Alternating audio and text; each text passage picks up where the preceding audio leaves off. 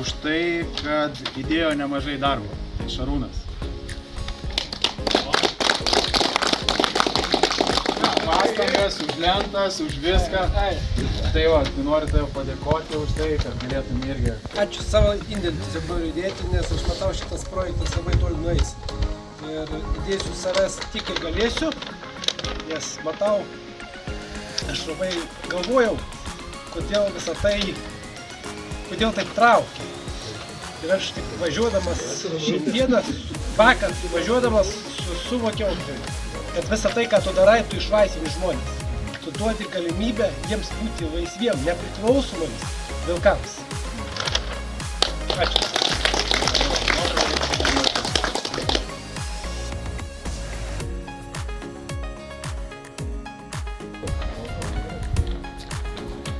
Tai ką, Mariau, už tas tavo visas pastangas, kurias darėjai, žilai pas mane, vėliau bristi, spyriau užpakalį ir kaip to toliau važiuoti. Kad tai būtų to pavyzdys, kad toliau sektume ir nesustotume.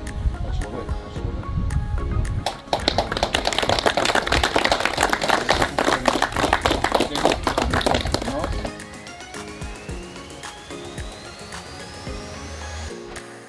Man šiuos galėtume jaučiuosi Tomą Čižauską pakviesti, žinau, aš taip Tomai.